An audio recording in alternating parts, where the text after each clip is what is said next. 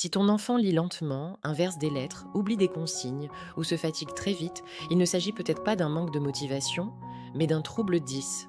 Un trouble 10 n'est jamais un caprice et ne disparaît pas avec la volonté. Aujourd'hui, je vais t'expliquer comment repérer ces troubles, comment les diagnostiquer et comment l'école peut réellement aider les enfants au quotidien. Un trouble 10 n'est pas un problème d'intelligence, car l'enfant comprend parfaitement ce qu'on lui demande.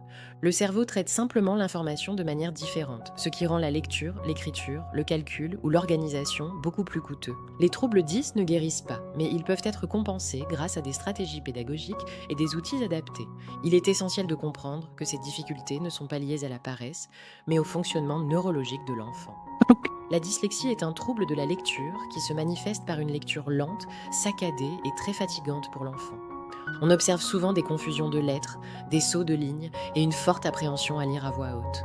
La dysorthographie est un trouble de l'orthographe qui rend les accords très difficiles à mémoriser et provoque des erreurs récurrentes, même après des révisions. La dysgraphie est un trouble de l'écriture qui entraîne une écriture lente, irrégulière, parfois douloureuse, avec de nombreuses ratures dans les cahiers. Ces trois troubles peuvent apparaître ensemble, ce qui rend la production écrite particulièrement exigeante pour l'enfant. La dyscalculie est un trouble qui touche les nombres et la logique mathématique, ce qui rend la mémorisation des tables, la compréhension des signes et la pose des opérations difficiles. L'enfant peut également avoir du mal à estimer une quantité, une durée ou un ordre de grandeur. La dyspraxie, aussi appelée trouble développemental de la coordination, entraîne une grande difficulté à planifier et organiser le geste, ce qui touche autant l'écriture que les activités du quotidien. L'enfant dyspraxique peut paraître maladroit, lent ou désorganisé, alors qu'il fournit un effort énorme à chaque tâche. La dysphasie est un trouble du langage oral qui se manifeste par des phrases courtes, un vocabulaire limité, une syntaxe instable et une difficulté à trouver les mots. Ce trouble est moins fréquent, mais demande un accompagnement spécifique et régulier.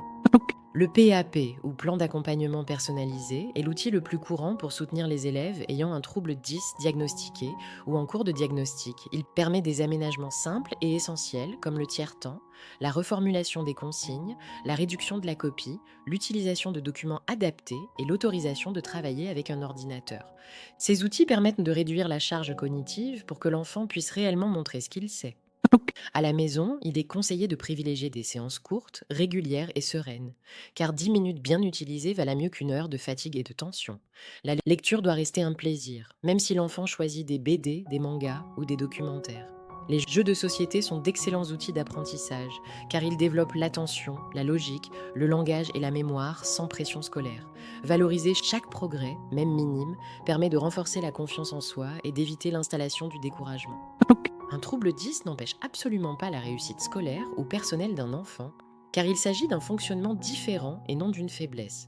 L'enfant peut progresser énormément dès lors qu'il est compris, accompagné et outillé correctement. Si tu veux une vidéo complète sur la création d'un PAP efficace ou sur le repérage rapide des DITS, tu peux me le demander en commentaire. Et pour recevoir toutes mes prochaines vidéos pédagogiques, tu peux t'abonner dès maintenant.